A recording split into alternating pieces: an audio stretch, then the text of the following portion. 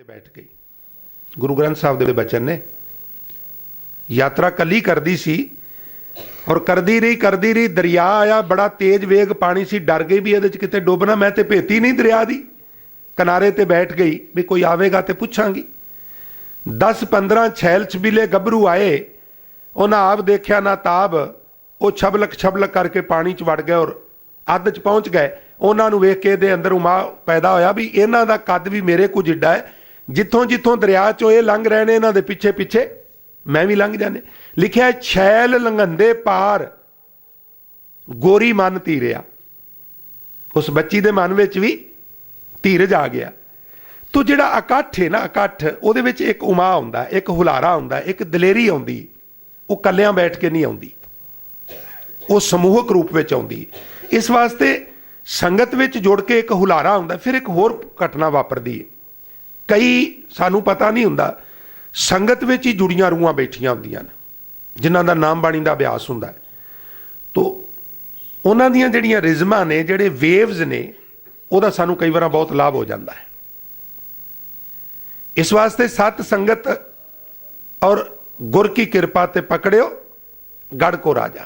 मैं अर्ज कर रहा सा, भगत रविदास साहब महाराज कहंदे ने, दुनिया दे लोगो तुसी मैनू जो मर्जी कह के मुखातब करो, पर मैं उत्थे पहुंच गया जिथे कोई गम नहीं, कोई दुख नहीं, कोई चिंता नहीं, कोई घबराहट भी नहीं।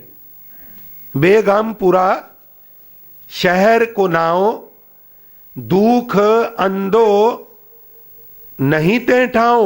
जिथे मैं अपड़ गया कोई दुख नहीं, कोई अंधो चिंता नहीं, ना तसवीस, कोई घबराहट नहीं, खिराज ना माल।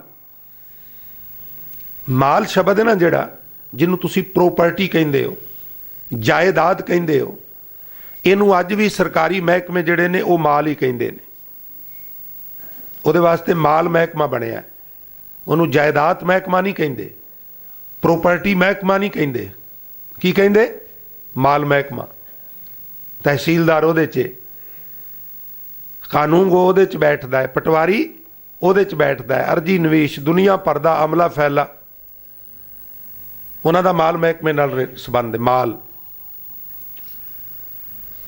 उत्थे ना माल है, किसी कोल है ही नहीं, ना बहुता ते ना थोड़ा, और ना ही उहदे उत्ते मसूल लगदा है, कोई उहदे ते टैक्स नहीं लगदा है। जिहड़ी दुनिया जिहड़े शहरां च तुसीं रहिंदे हो, इत्थे तुहाडे कोल माल है, प्रॉपर्टी है ना, जायदाद है, और जायदाद है तो फिर खिराज भी है, टैक्स भी है।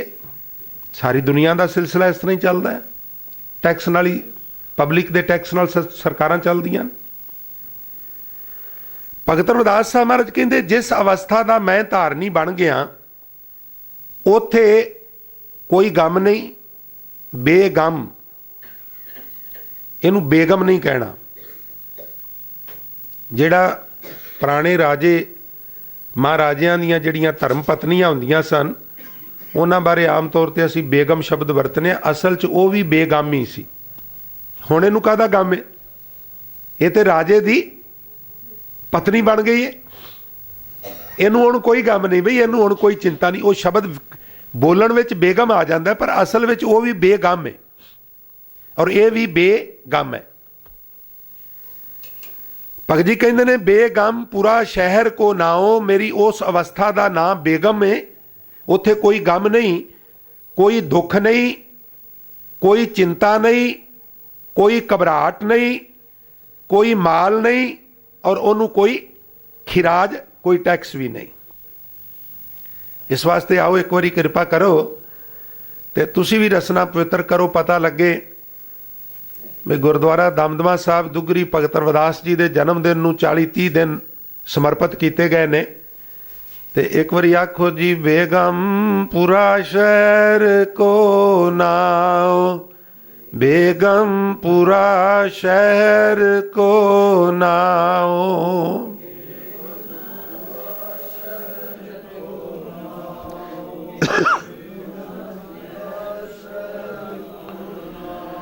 बेगम पूरा शहर को नाओ, बेगमपुरा शहर को नाओ।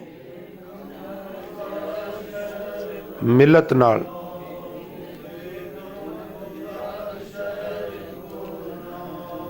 दुख अंदो नहीं ते ठाओ, दुख अंदो नहीं ते ठाओ।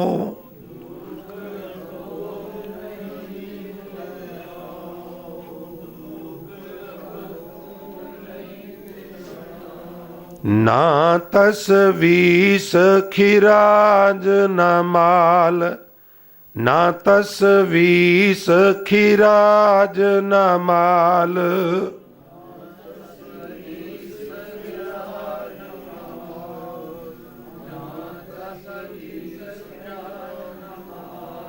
खौफ न खता न तरस जवाल, खौफ न खता न तरस जवाल।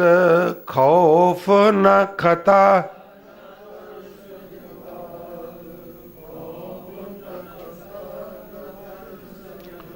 उथे जाके कोई खौफ डर, खता गलती, मेथों कोई गलती ना हो जाए, ये भय भी नहीं रहिंदा। क्योंकि मनुख दा जीवन शैली इस तरह की बन जाती भी उहदे कोलों गलती नहीं हुंदी। वो जो करदा धर्म ही करदा है, अधर्म नहीं करदा। तरस दे इत्थे अर्थ डर कीते गए ने, क्योंकि सैंस लैनी हुंदी है ना। कोई डर नहीं किसी का उत्थे, क्योंकि कोई किसी को डरांदा ही नहीं उस अवस्था जाके। जवाल गिरावट घाटा, इस दुनिया के कारोबारां विच वाधे भी हुंदे ने घाटे भी हुंदे ने। जिथे मैं पहुंच के नाम जपना वा उत्थे वाधा ही वाधा है, घाटा है ही नहीं, घाटे का कोई सवाल ही नहीं। फिर कहंदे ने अब हुण अब मोह खूब वतन गह पाई, ऊहा खैर सदा मेरे पाई। हुण मैनू इस तरह का वसेबा, इस तरह का वतन, इस तरह की रिहाइश, इस तरह का टिकाणा प्राप्त होया है, उथे खैर ही खैर है, उथे सुख ही सुख है, उथे कोई दुख है ही नहीं। दुख नहीं सब सुख ही है रे, हार नहीं सब जित है। उथे आनंद ही आनंद बनिया रहिंदा है, उथे बेगम ही बेगम बनिया रहिंदा है। ये एक अवस्था है, ये मन की अवस्था है जिहड़ी अभ्यास नाल, सिमरन नाल, बाणी पढ़न नाल, बाणी नूं समझण नाल, बाणी नूं फॉलो करन दे नाल बनदी है। और सारे सिखां ने इस अवस्था नूं जी के सानूं विखाया है। कोई रंबे नाल खोपर लवा रहा है, कोई बंद बंद कटा रहा है, कोई चरखड़ी ते हूंटे लै रहा है। सच्चाई तो यह है भी ये देश चरखा कत के आज़ाद नहीं होया, चरखड़ियां ते चढ़ के आज़ाद होया है। ये सेहरा चरखा कत्तण वालियां नूं बच जाए वक्री गल है। इस देश विचों हमलावर मुगलों नूं ते अंग्रेज़ां नूं चरखड़ियां ते चढ़न वालियां ने धक्के मार के बाहर कढ़िया है, चरखे वालियां ने नहीं कढ़िया। आज़ादी चरखे नाल नहीं मिलती, चरखड़ियां ते हूंटे लैके मिलती है। इस वास्ते असीं उन्हां नूं अभिनंदन करने आ।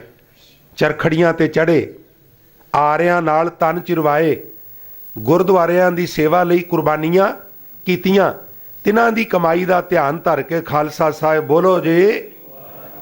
चरखियां वालियां लई थोड़ा कहने आ, चरखड़ियां वालियां लई कहने आ। उत्थे सुख ही सुख है, उत्थे कोई चिंता नहीं, कोई गम नहीं, कोई अंदोह नहीं, कोई तजवीज़ नहीं, कोई खराज नहीं, कोई माल नहीं। अब मोए खूब वतन गह पाई, ऊहा खैर सदा मेरे पाई। उत्थे सुख ही सुख है, आनंद ही आनंद है। कायम दायम सदा पातशाही, जड़ियां पातशाहियां ने ना, बादशाहियां ने, ये कायम दायम नहीं हुंदियां। क्यों? क्योंकि इन्हां दा कोई सीमित समय है। कई बार बंदा राजनीतिक आगू बन जाता है, खिमा करना समाजिक आगू बन जाता है, धार्मिक आगू बन जाता है। मैं कोई किसी नूं कोई टांच करने वास्ते नहीं, क्योंकि कायम दायम सदा पातशाही शब्द आया है, उन्होंने सिर्फ एक्सप्लेन कर ली, समझण लई कर रहे हैं। होर किसी बादशाह पातशाह राजनीतिक समाजिक धार्मिक आगू नाल मेरा कोई जाति जमाती विरोध नहीं गा। ये बादशाहियां ये पातशाहियां चंद रोज़ा ने। अज मनुख तखत ते बैठा है, भलके तख्ते ते लेटिया हुंदा। जेड़े तखत ते बिठांदे ने ना, ਉਹੀ फांसी वाले तख्ते तक गुट ते पकड़ के ले जाते हैं। साडे गुआढ़ी मुल्क में इस तरह कई बार होया है। साडे गुआढ़ी मुल्क च इस तरह कई बार होया है भी जिन्हां ने तखत माणिया 5 10 20 साल, उथों दी उम्मत ने उथों दी न्यायपालिका ने समा पा के जदों दा लगा उन्होंने तख्ते ते चढ़ दिता। ये कायम दायम पातशाहियां नहीं। और अजोका जिहड़ा योग्य डेमोक्रेसी है, जिहड़ी जमहूरी तमाशा है, ये ते तखत लोगों के सिरां दे उत्ते ने। थोड़े जे लोगों ने सिर हिलाए तो तखत हिल जाते हैं। बड़ी छेती समा लंघ जाता है, 2 3 4 5 साल। कहते कोई नहीं, आ लेंदे इलैक्शन, कह देंगे ने कई। कायम दायम पातशाही नहीं, दोबारा मिल भी सकती है, दोबारा नहीं भी मिल सकती। पर भगत रविदास जी कहते जिहड़ी पातशाही मैनू मिली है ना दुनिया के लोगों, अंदरली पातशाही, वो कोई खो नहीं सकता। कायम दायम हमेशा मेरे कोल ही रहेगी। वो कायम रहेगी, वो दायम भी रहेगी। और जिहड़ी मैनू पातशाही मिली है, मैं कल्ला पातशाह नहीं, उत्थे नाम जप के कई पातशाह बन सकते हैं। और साडे विच कोई फर्क नहीं बई आ अब्बल है, आ दोम है ते आ सेम है। तुहाडे पातशाहियां विच ते अब्बल दोम सेम भी हुंदे ना, अहुदे दर्जा बदर्जा हुंदे ना। साडे जिहड़े उत्थे पहुंचे सारियां दे उहदे बराबर ही हुंदे ने। सारे पातशाह बराबर दे पातशाह, कोई घट नहीं ते कोई वध भी नहीं।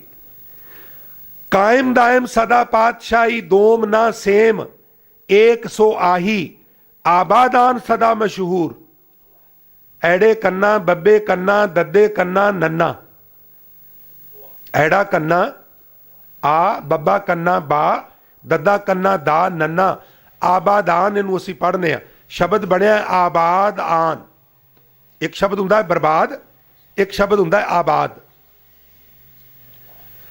आबाद होना पॉजिटिव है, बर्बाद होना नेगेटिव है। कहंदे उत्थे कोई बर्बाद नहीं हुंदा, उत्थे कोई उजड़दा नहीं। वो शहर बड़े आबाद ने, बड़े कुप वसदे ने, बड़े संघने वसदे ने।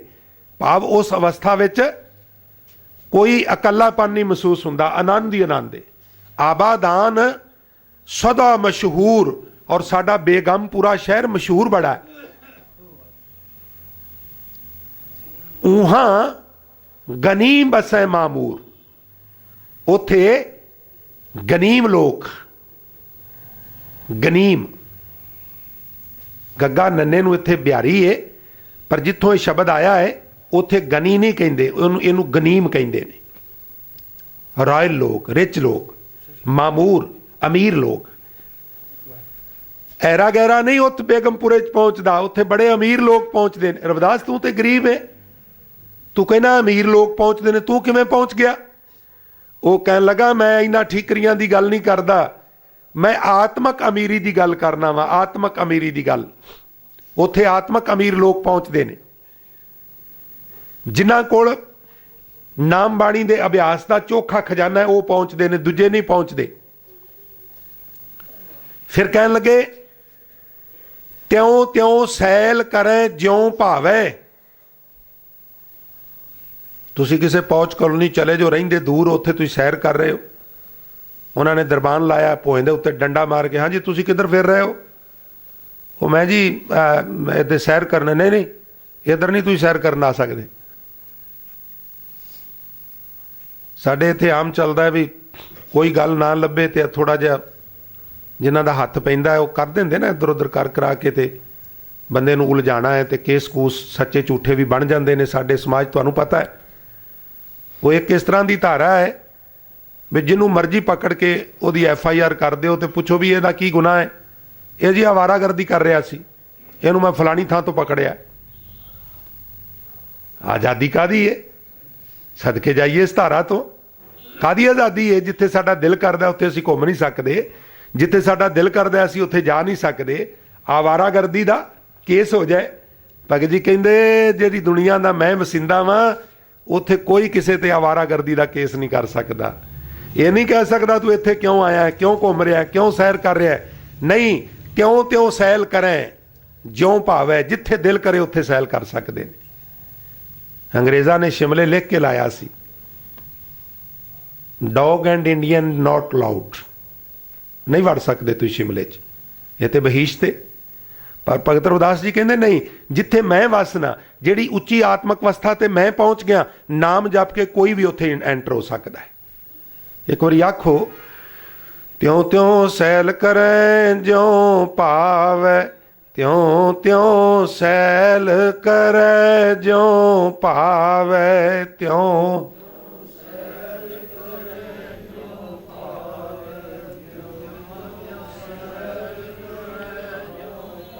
त्यों त्यों सैल करे ज्यों भावै, त्यों त्यों सैल करे ज्यों भावै, त्यों त्यों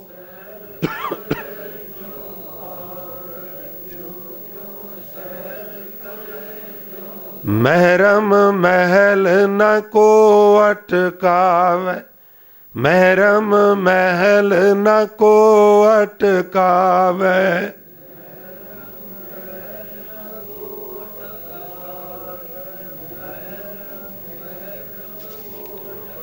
मर्जी नालों सैल करते ने, ਉਹਦੇ दो कारण ने। एक तो महरम ने शहर दे, महरम कहते ने भेती नूं, और दूसरी गल यह है भी उस शहर विच किसी नूं कोई रोक नहीं। त्यों त्यों सैल करें ज्यों भावै, महरम महल ना को अटकावे।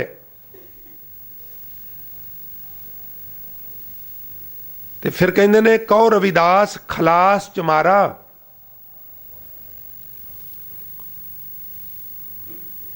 जो हम शहरी सो मीत हमारा। मेरा मित्र मेरा हम शहरी है, इको शहर विच रहन वाले अपने आप नूं हम शहरी कह सकते हैं। जिस तरह हम ख्याल, हम उम्र, हम रकाब, हम सफ़र, होर भी कई शब्द बनते ने। इस तरह हम शहरी, इको शहर विच वसेबा करन वाले, इको शहर विच रहन वाले, इस तरह के लोग मेरे हम शहरी ने।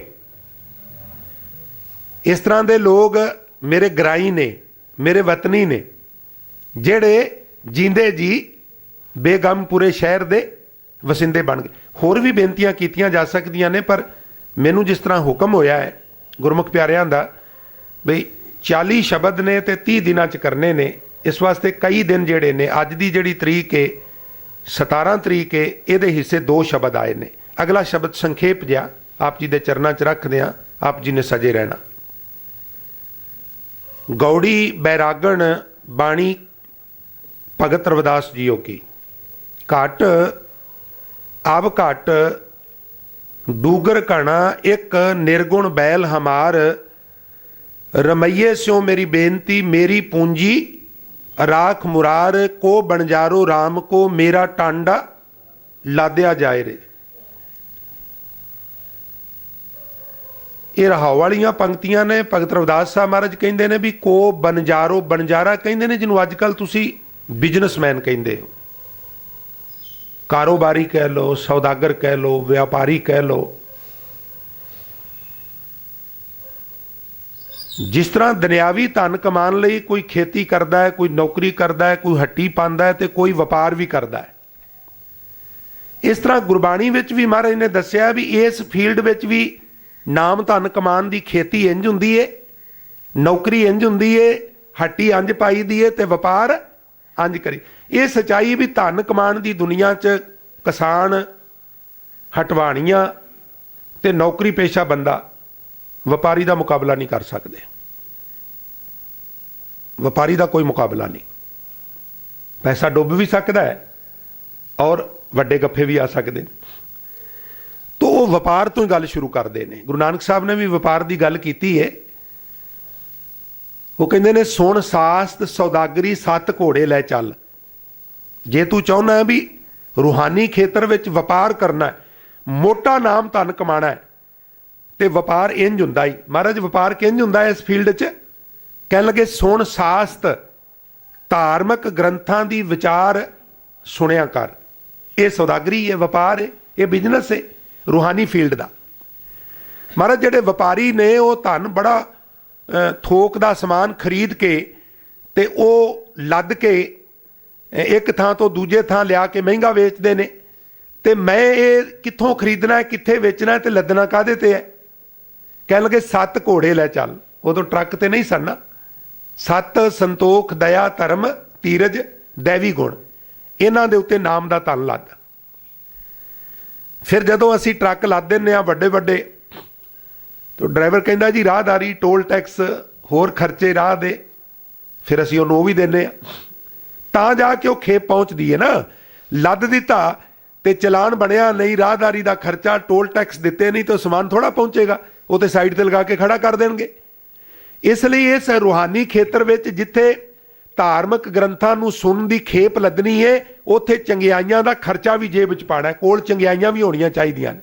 खर्च बन चंगियाइयां, मत मन जाने कल। और इस मामले नूं पोस्टपोन नहीं करना, कल ते नहीं गल पानी। न विलंब धर्मं विलंब पापं, कबीर काल करंता अबै कर, अब करता सोयताल, पाछे कछु ना होएगो जो सर पर आवे काल। छेती धर्म कमा लै, मत मन जाने कल। लिखिया निरंकार कै देश जाहें, तां सुख लहें महल। इस तरह तेनू आत्मक सुख की प्राप्ति होगी। भगत रविदास साहब महाराज कहते ने, को बनजारो राम को मेरा टांडा लादिया जाए रे। टांडा टैंके कन्ना, डड्डे कन्ना, टैंके कन्ने दे उत्ते टिप्पी है। टांडा शब्द है ना जिहड़ा, तुसी डिक्शनरी कढो भी टांडा दे की अर्थ ने। वो काफिला जिस तरह 100 बलद दे उत्ते समान लद्या है, जां 10 गड्डियां दे उत्ते समान लद्या, उहदे अगे टग्गे जुप्पे ने, जां 50 खच्चरां दे उत्ते समान लद्या है, 100 खोते दे उत्ते समान लद्या है। वो जिहड़ा 100 खोते का समूह जा रहा है, उन्होंने बिल्कुल ब्रीफ च कहना है तो कह लांगे भी यह टांडा। एक तो खोते ने, उन्हां ते छट्टां ने, उन्हां ते बकायदा समान भी है। वो सारा जिहड़ा समाज इकट्ठा हो गया है, उन्होंने काफिला जिहड़ा है उन्होंने असीं टांडा कह सकते हैं। जदों आसाम बंगाल बिहार साडे लोग पंजाबी ट्रक लैके जाते, वो कहते लुट लेंदे। पुछीदा फिर की करते हो? वो कहते फिर असीं एक ढाबे ते इकट्ठे हो जाते हैं। जदों 40-50 ट्रक इकट्ठे हो जाते, फिर असीं लंगर पानी छक के इकट्ठे तुरने आ भी जे कोई लुट्टण आया तो सारे रल के उसका मुकाबला करांगे। फिर कहते साडा नुकसान नहीं हुंदा। भगत रविदास जी कहते भी मैं भी ये जिहड़ा खेप लद के तुरिया वां, मैनू डर है भी रस्ते विच लुटी ना जाए। इसलिए मैं कहना भी कोई गुरसिख है जिहड़ा इस तरह का माल लद के जा रहा होवे, उहनूं मैं अपना साथी बना ला ते उहदा साथी मैं बन जा, ताकि साडा दूहां दा नुकसान ना हो सके। पता मैसेज की है भी नाम जपना है ते कल्लियां दी होर खेड है। नाम जपना है ते संगत विच होर खेड वापर जाती है। कोई साथी मिल जाए तो उहदे सहायता मिलती है। एक मैं उदाहरण गुरबाणी चों दियां आप जी नूं, खिमा करना, भाई गुरदास की रचना चों। भाई गुरदास जी कहते ने, दर्शन देखन नामदेव भलके उठ तलोचन आवे।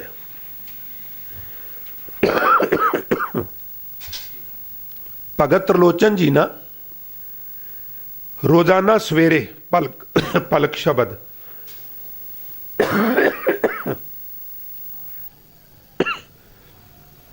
क्षमा करना, दर्शन देखन नामदेव भलके उठ तलोचन आवे, भगत करन मिल दोए जने, नामदेव हर चलत सुनावे।